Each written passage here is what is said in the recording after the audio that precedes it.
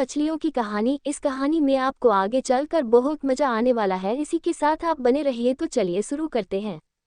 एक समय की बात है, एक घने जंगल के अंदर बड़ा सा तालाब था। उस तालाब में बहुत सारी मछलियां रहती थीं, जिनमें से 3 मछलियां एक दूसरे की पक्की दोस्ती थीं। इन तीनों का स्वभाव बिल्कुल अलग था।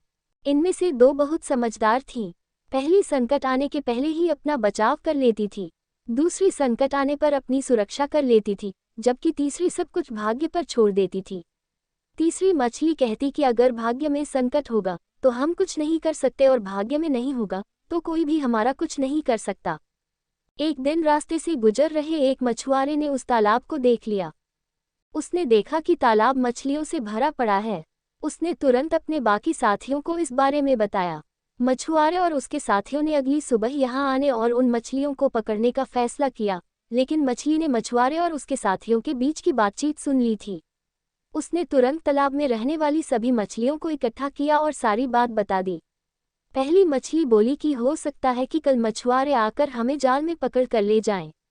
उससे पहले ही हमें ये स्थान छोड़ देना चाहिए।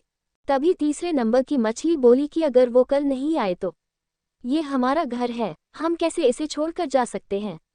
अगर भाग्य में लिखा होगा तो हम कहीं भी हो मारे जाएंगे, और नहीं लिखा होगा तो हमें कुछ नहीं होगा। कुछ मछलियों ने तीसरे नंबर की मछली की बात मान ली और वहीं रुक गईं।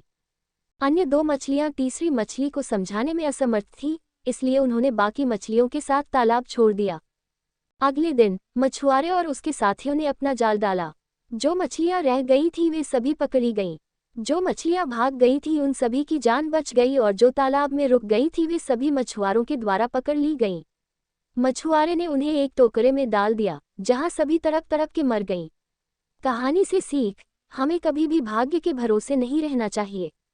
संकट आने के पहले ही उसे दूर करने का उपाय सोचकर रखना चाहिए। भाई लोग, अगर आपको कहानी सुनने में मजा आया हो तो लाइक सब्सक्राइब करो भाई लोग, इससे आपका कुछ नहीं जाता प्लीज़।